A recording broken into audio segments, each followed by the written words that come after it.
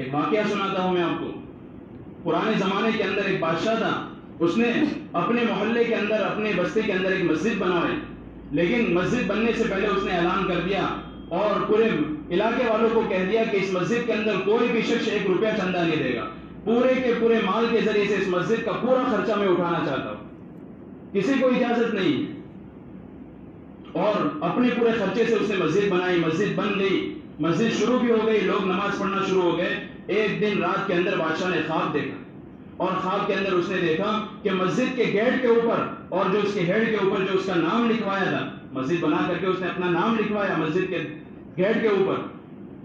خواب کے اندر وہ بادشاہ دیکھ رہا ہے کہ جو اس کا نام, مسجد وہی ہے اور محلہ بھی وہی ہے, مسجد کے اوپر اسی کا نام لکھا ہوا ہے, لیکن فرشتے آ کر کے اس کا نام مٹا کر کے ایک بوڑھی خاتون کا نام اس کے اوپر لکھ رہے ہیں. بوڑھی خاتون کا نام لکھ رہے اس. بادشاہ نے پہلے دن یہ سوچ کر کے ٹال دیا کہ یہ تو خواب ہے, خواب کی کوئی حقیقت نہیں. لیکن دوسرے دن پھر وہی خواب اس نے دیکھا, تیسرے دن پھر وہی خواب اس نے دیکھا. بادشاہ حیران ہوا اور اس نے اس بوڑھی خاتون کو بلایا اور کہا کہ بتا, میں نے تو اعلان کر رکھا تھا کہ کوئی بھی اس مسجد کے نام پر 1 روپیہ بھی چندہ نہیں دے گا. تو نے کتنے روپے اس مسجد کے اندر خرچ کیے اور کیا خرچ کیا, تو نے کیا لگایا ہے کہ جس کی بدولت میں یہ دیکھ رہا ہوں.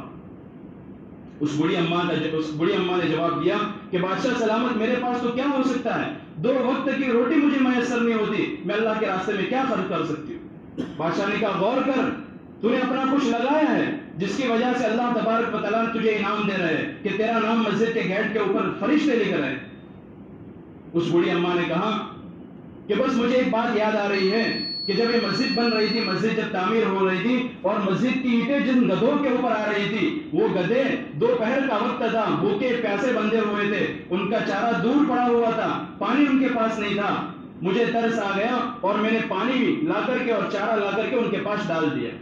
اور اس وقت میں نے نیت کی کہ اللہ تیرا گھر بن رہا ہے, میرے پاس خرچ کرنے کے لیے 1 روپیہ نہیں ہے, لیکن میں اپنی اس خدمت کو, ایک چھوٹی سی خدمت کو تیری راہ میں پیش کرتی ہوں کہ اللہ میری اسی خدمت کو تو قبول کر لے.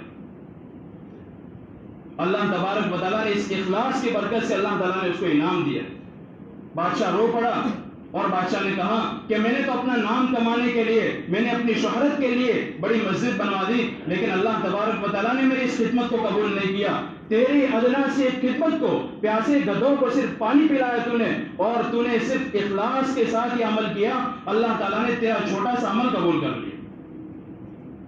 تو میرے بھائیوں, کہنے کا مطلب یہ ہے کہ اگر اخلاص کے ساتھ اگر تھوڑا سا بھی ہم خرچ کریں گے, بڑی مقدار خرچ کرنا, لیکن اگر اس کے اندر اخلاص نہیں, کیا فائدہ ہے.